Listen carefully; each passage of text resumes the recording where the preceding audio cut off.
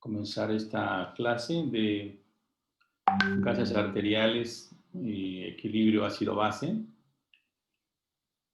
Es importante que tengamos conocimiento sobre este tema,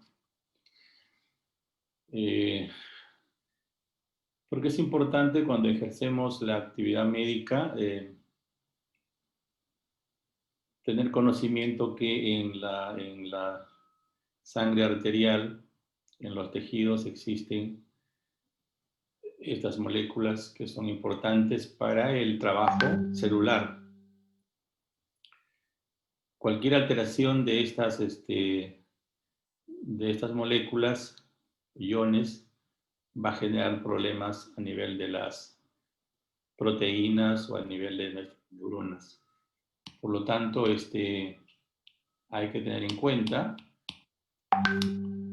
cualquier desequilibrio que pueda generar este tipo de alteraciones electrolíticas.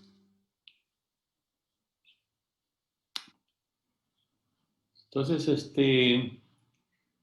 no soy experto en este tema, pero como médico general o médico especialista,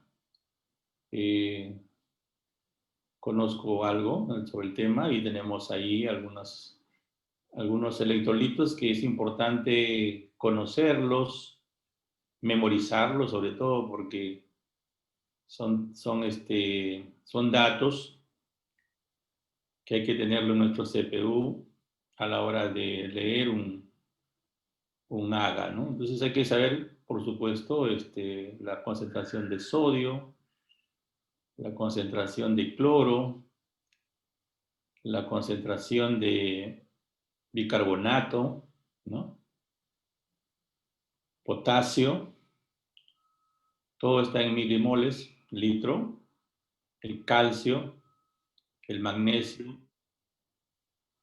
y los hidrogeniones, ¿no? Que es importante conocer la concentración.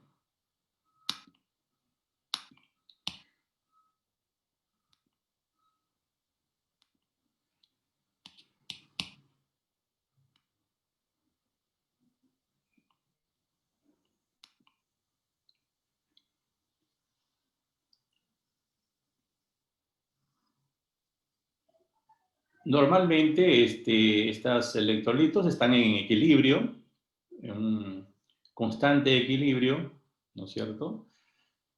Entonces tenemos aproximadamente iones hidrógeno en el espacio extracelular y en el espacio intracelular, en una concentración de 40 nanomoles por litro y 100 milimoles por litro. Esa es la concentración normal. Como le dije, ¿por qué es importante conocer los hidrogeniones en la sangre? Porque es importante porque son electrolitos que reaccionan, ¿no? Reaccionan fácilmente con enlaces intramoleculares, ¿no? Sobre todo las proteínas, ¿no? Alterando su función, incluso llevando hasta la muerte celular. Entonces, es importante conocerlos, conocer su concentración para evitar cualquier enfermedad o incluso la muerte.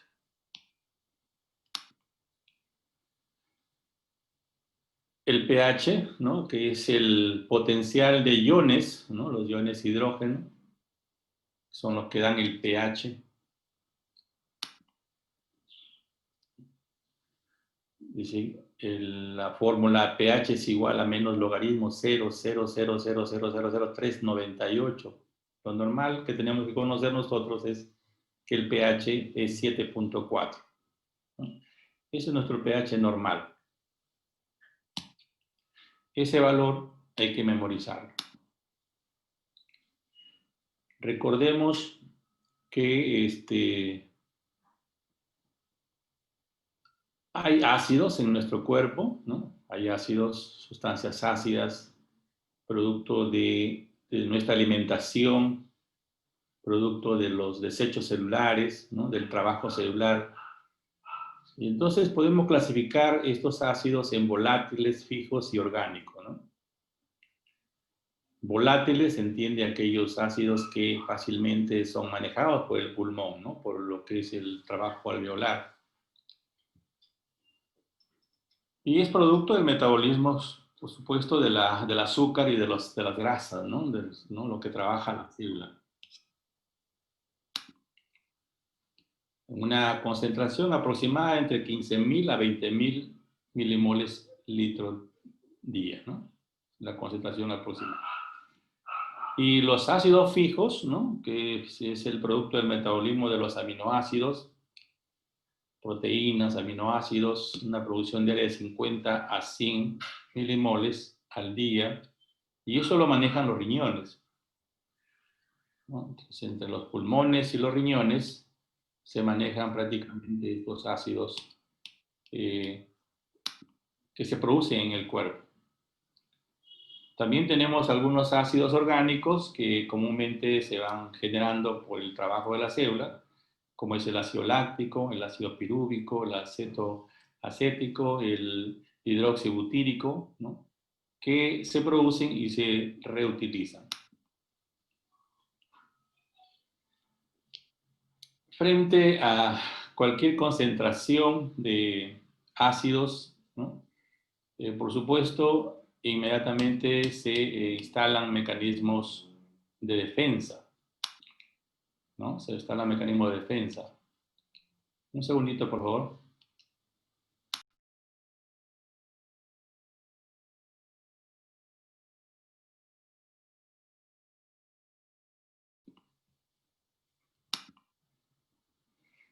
Entonces, hay que recordar que normalmente nuestro cuerpo genera una acidosis, ¿no? Y que hay que pensar también que inmediatamente nuestro cuerpo genera mecanismos de defensa, ¿no? La homeostasis. Entonces, tenemos algunas sustancias buffer, ¿no? Que inmediatamente aparecen en minutos, en horas, inmediatamente aparecen a neutralizar, ¿no? Entonces tenemos ahí las proteínas, el más importante es la hemoglobina, por ejemplo, ¿no? Como un neutralizador. Los fosfatos y los bicarbonatos, ¿no? Son denominados buffers de acción rápida, Y por supuesto, después aparece ¿no? Lo que es la respuesta respiratoria, ¿no? Aparece en horas o días, ¿no? Generando mecanismos de compensación, ya sea con la hiperventilación o la hipoventilación. Y en última instancia, el mecanismo de defensa es la respuesta renal, ¿no?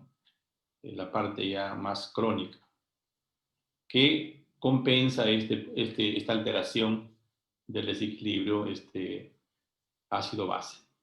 Es importante conocer entonces cómo se produce este desequilibrio y cuáles son los mecanismos de defensa que tenemos nosotros en nuestro cuerpo para tratar de neutralizar esos estados de desequilibrio del ácido base, ¿no? Que genera alteraciones, ¿no es cierto? Como dije, en nuestras moléculas, sobre todo las proteínas, desequilibra toda una serie de procesos neuromusculares, sobre todo, ¿no? Neuromusculares. Memoricemos estos datos importantes. Entonces, el pH puede oscilar entre 7.35, 7.45, promedio 7.4, nos quedamos así, más menos 5, ¿no? La concentración de bicarbonato es 35 a 45, nos quedamos con 40, más menos 5, más, ¿no? Manejamos esas medidas en nuestro CPU, ya las tenemos memorizadas ahí, esos datos. Aparte de lo demás que tenemos que memorizar, así que nuestra memoria debe estar cargada con estos datos. La presión parcial de oxígeno, de dióxido de carbono, me estaba confundiendo, la de dióxido de carbono, Y la de bicarbonato es 22 a 26, ¿no? Milimoles. La otra es la dióxido de carbono, es 40 milímetros de mercurio, ¿no? Mercurio, ese dato, 40, ¿no? Bicarbonato, 24, promedio entre 22 y 26 milimoles litro. Y el anión GAP, ¿no? Que oscila entre 8 y 12. Esos datos es importante memorizarlos a la hora que vamos a hacer una lectura de un AGA, gases arteriales. Entonces, jóvenes, según el valor del pH, ¿no? Eso ya lo manejamos, sabemos que hay dos tipos, hay dos estados, ¿no? Ácido base o acidemia y alcalemia, ¿no? Alcalosis, acidosis, ¿no? Acidemia es cuando baja el bicarbonato, ¿no? Y cuando sube el dióxido de carbono, para tener una idea. Hay acidemia cuando baja el bicarbonato y aumenta el dióxido de carbono. Y hay alcalemia cuando sube el bicarbonato y baja el dióxido de carbono. Esos datos para tenerlo presente, que es lo que ocurre cuando hay acidemia y cuando hay alcalemia, y lo que esperamos ver en nuestro AGA, ¿no? Ese papelito que imprime el sistema, ¿no? Entonces es más probable que tengamos dos trastornos primarios en nuestro cuerpo, generados por problemas metabólicos y problemas respiratorios, ¿no? Entonces, los problemas metabólicos van a estar vinculados más con el bicarbonato, ¿no? Con el bicarbonato. Y los problemas respiratorios estarán más vinculados, ¿no? Con el dióxido de carbono.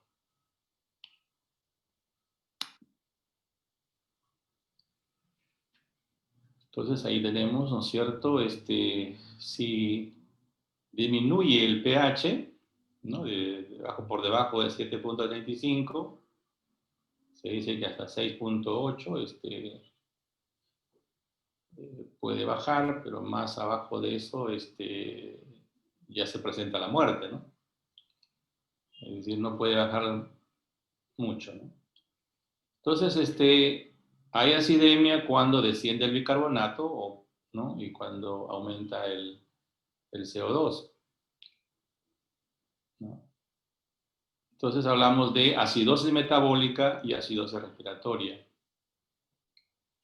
Igual pasa con el aumento del pH, ¿no es cierto? Es incompatible con la vida si pasa de 8, por ejemplo. Entonces hablamos de alcalemia cuando aumenta el bicarbonato o cuando desciende el dióxido de carbono. De esa manera tenemos una alcalosis metabólica y una alcalosis respiratoria, ¿no? Para asociar la causa con la alteración de la presencia de bicarbonato o dióxido de carbono.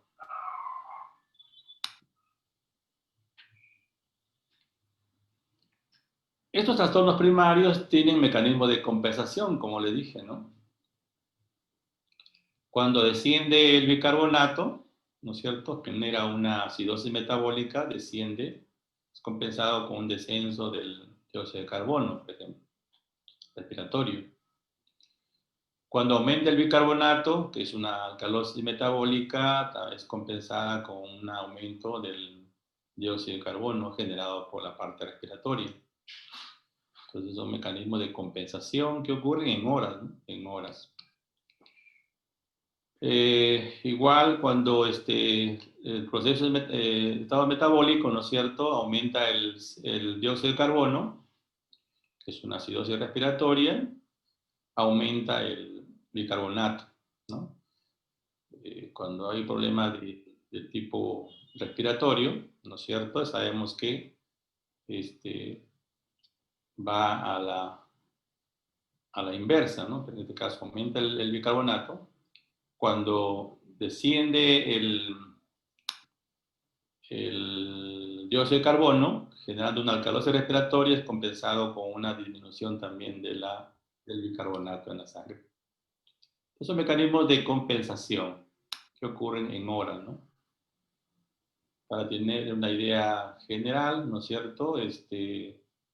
En acidosis metabólica hay descenso del pH, hay descenso del bicarbonato y hay descenso del dióxido de carbono como compensación. La alcalosis metabólica hay un aumento del pH, hay un aumento del dióxido del bicarbonato y hay un aumento del dióxido de carbono. Y en la acidosis respiratoria, ¿no es cierto? Baja el pH, hay aumento del dióxido de carbono y un aumento del bicarbonato. En la alcalosis respiratoria, que hay un aumento del pH, hay un descenso del dióxido de carbono y un descenso del bicarbonato. Una regla. Bueno, estos son... Ahora, un aproximado para tener un dato de compensación por cada trastorno primario, ¿no? Entonces, en la acidosis metabólica vemos que por cada un miliequivalente de bicarbonato, ¿no es cierto?, se compensa con 1.2 miligramos de mercurio de dióxido de carbono. Para tener datos, ¿no?, de cómo se compensa, ¿no? La alcalosis metabólica, un miliequivalente de bicarbonato es compensado con 0.7 milímetros de mercurio de dióxido de carbono. La acidosis respiratoria, ¿no?, de 10 miligramos de mercurio de dióxido de carbono, ahí tenemos dos etapas. En la aguda, compensado con un miliequivalente de bicarbonato litro, ¿no? Y en la crónica sí cambia de 3.5 miliequivalentes por litro de bicarbonato. En la alcalosis respiratoria, donde 10 milímetros de mercurio de dióxido de carbono, en el proceso agudo, compensado con 2 miliequivalentes de bicarbonato, y en el crónico 5 miliequivalentes de bicarbonato. Para tener una idea de la forma como se compensa estos mecanismos.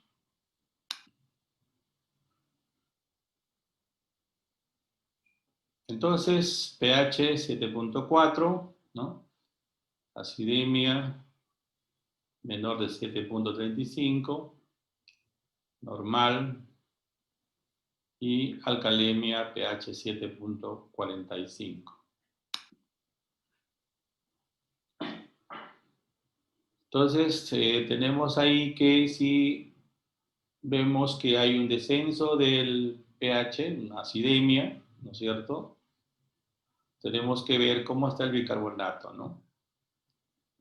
¿Cómo está el bicarbonato? Si está descendido, una acidosis metabólica. Si está aumentado, es una acidosis respiratoria. Si el pH está aumentado, 7.45, más de 7.45, entonces es una alcalemia. ¿Cómo está el bicarbonato? Aumentado en la alcalosis metabólica. Está disminuido en la alcalosis respiratoria. Y eso es más o menos la compensación que hemos hablado. El anión gap, que también hay que considerarlo, ¿no es cierto? Normal, normal en la acidosis y alto en los estados de normocloremia. En acidosis metabólica, ¿cómo está el anión gap, no? El anión gap dice que es igual al sodio menos la sumatoria del cloruro más el bicarbonato. Es una fórmula, valor normal es igual a 10 más menos 2 miliequivalentes litro, ¿no?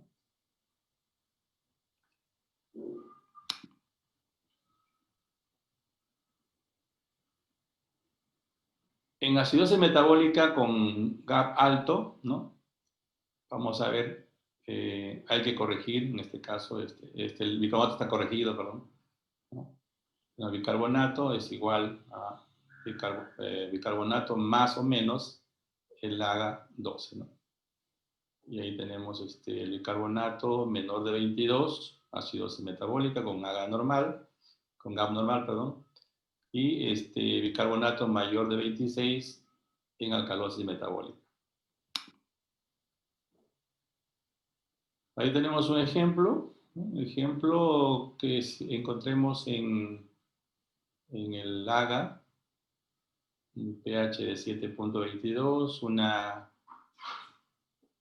un dióxido de carbono de 25 miligramos de mercurio, un bicarbonato de 14 mil equivalente al litro, un sodio de 144 mil equivalente al litro y el cloro en 113 mil equivalente al litro. ¿Cómo está el pH en ese caso? Vemos que está descendido, ¿no? Entonces, ahí hay una acidemia, ¿no?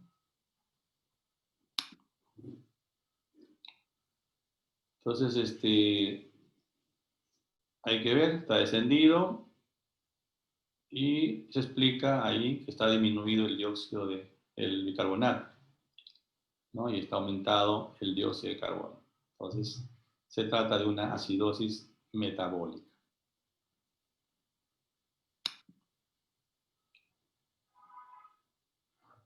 Seguimos el mecanismo de compensación. Entonces, tenemos una acidosis metabólica, ¿no? Dijimos que es un mil equivalente de bicarbonato a 1.2 mil equivalente milímetros de mercurio de dióxido de carbono, ¿no? Ahí tenemos la fórmula. Entonces, nos arroja 28 más 2 milímetros de mercurio, ¿no? de dióxido de carbono. Y bicarbonato nos arroja 12. Entonces, se trata de una alcalosis respiratoria no compensada. Ahí tenemos otro ejemplo con cómo está el anión GAP. El anión GAP es igual a sodio menos la sumatoria del cloro y el bicarbonato.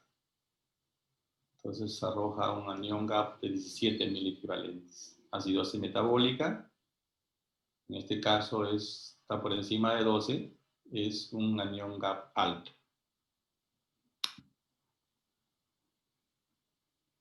Otros trastornos, vemos ahí el bicarbonato corregido, 19 mil equivalentes, ¿no? 19 mil equivalentes. Entonces, vemos el bicarbonato menor de 22 mil equivalentes, es una acidosis metabólica con AGA normal. Bicarbonato mayor de 26 mil equivalentes, una alcalosis metabólica. En este caso es una acidosis metabólica con anión GAP normal. Entonces, acidosis metabólica, en este caso, ¿no? Tenemos una acidosis metabólica con anión GAP alto más alcalosis respiratoria no compensada más acidosis metabólica anión GAP normal. Es el caso número 1. Vamos a ver otro caso con valores distintos, ¿no? Vamos a ver también que el pH está disminuido, hay acidemia, en este caso también por el bicarbonato, acidosis metabólica. Aplicamos las mismas fórmulas, ¿no? Y entonces encontramos un bicarbonato de 14 mil equivalente y un dióxido de carbono de 23 más 2 milímetros de mercurio. Un bicarbonato de 17 mil equivalentes. Un trastorno compensatorio compensado. ¿Cómo está el GAP? 40 mil equivalentes por litro. Está recontra aumentado por encima de 12. La acidosis metabólica con un anión GAP alto. El dióxido de carbono, ¿no? Bicarbonato, perdón, corregido ya 38.000 equivalentes, está aumentado, ¿no? Entonces es una alcalosis metabólica. En este caso, se resume entonces que se trata de una acidosis metabólica con anión GAP alto, alcalosis respiratoria compensada y alcalosis metabólica. Entonces, es importante también ver los valores de la gasometría arterial, un pH de 7.40, más o menos 0.4, una presión arterial de dióxido de carbono igual a 40, más o menos 4 milímetros de mercurio, una concentración de bicarbonato de 24 más o menos 2 miliequivalentes por litro, y una presión arterial de oxígeno que oscila entre 80 y 97 milímetros de mercurio, con una saturación mayor al 98%. Son valores normales. Cuando hablamos de hipoxemia, es decir, ¿no? Oxígeno disminuido en sangre, traduce una disminución de los niveles de oxígeno en la sangre. Hipoxemia. Nuestro normal es de 80 a 100. Hipoxemia leve, ¿no? Hipoxemia leve está entre 60 y 79. Hipoxemia moderada entre 49 y 59. Hipoxemia severa menor de 40, ¿no? Esto lo podemos determinar con nuestro oxímetro.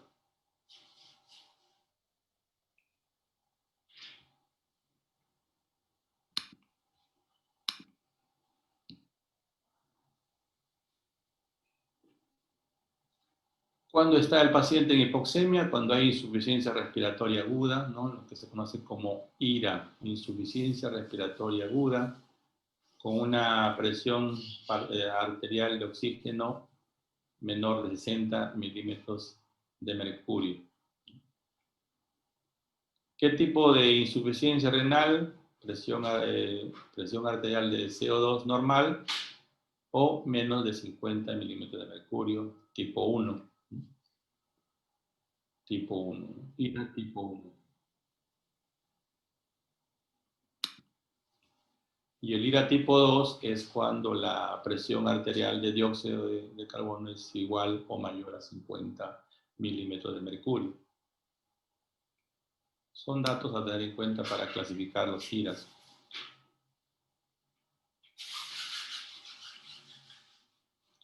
Entonces ahí tenemos algunos valores, ¿no?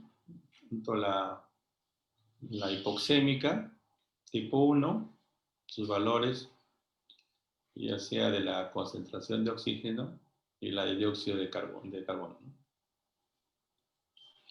Y como está en la insuficiencia respiratoria hipercápnica tipo 2, con una presión arterial de oxígeno menor de 60 y una presión de dióxido de carbono igual o mayor que 50.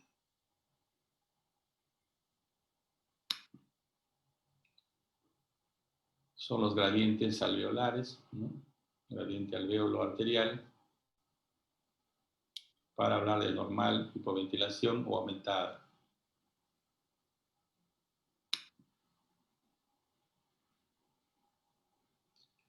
De esta manera poder determinar si es leve, moderado o severo.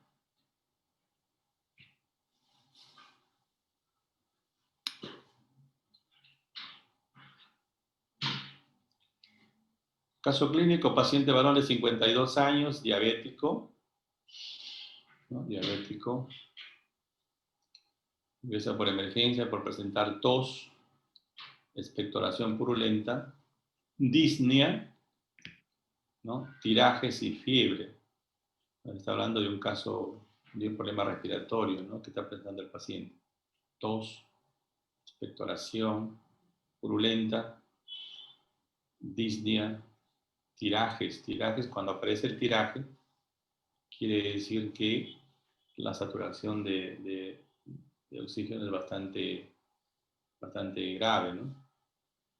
Entonces, ya aparecen los hundimientos de los músculos intercostales. Esos huequitos que se ven, ¿no es cierto?, en el tórax, sobre todo en la parte superior, al momento de la inspiración. Entonces, nos está hablando de una ira, ¿no?, bastante grave, ¿no? El diagnosticado de sepsis pulmonar por neumonía adquirida en la comunidad y descompensada, y diabetes descompensada. A las 48 horas del ingreso, el paciente evoluciona desfavorablemente. Al examen se evidencia cianosis perioral y ahí se ve la falta de oxígeno. La confusión, ¿no?, como le dije, esta alteración iónica, lo primero que genera alteración es en las neuronas. Y una mala mecánica ventilatoria. Dada la presencia de estos signos de gravedad, pues se decide pasarlo a UCI, ¿no?, prácticamente a ponerlo con un respirador artificial. Entonces, fíjense ese pulmón cómo está, ¿no?, bastante comprometido. Entonces, con ese pulmón hay problemas en la hematosis y es muy probable que tengamos, pues, una hipoxemia, ¿no? Esos valores de AGA, ¿no?, que se solicita. Tenemos un pH de 7.3, está descendido. Una concentración de bicarbonato, perdón, de dióxido de carbono, de 27.3. El oxígeno, fíjense cuánto está, 77, está descendido. Sodio, aparentemente normal, 145, 143. Potasio, 4.4, está ligeramente descendido. Cloro, un poquito aumentado. Calcio, magnesio y la glucosa, que está puesta a 117, el ácido láctico 6.7. Entonces, son resultados que hay que monitorear, ¿no? Entonces ahí podemos ver que es una insuficiencia respiratoria aguda tipo 1, con un gradiente AGA alto, una presión de saturación de oxígeno en valores compatibles con el síndrome de insuficiencia respiratoria moderada. Hay una acidosis metabólica por el anión GAP alto, con alcalosis respiratoria compensatoria y acidosis metabólica del anión GAP normal. Hay lactidemia con hiperglicemia, 310 y pico salía. Muy bien, eso es lo que les traía para el tema de hoy, que es un tema que, bueno, es fácil si le dedicamos tiempo, ¿no? Muy fácil si le dedicamos bastante tiempo, y sobre todo memorizar. ¿Alguna pregunta, jóvenes?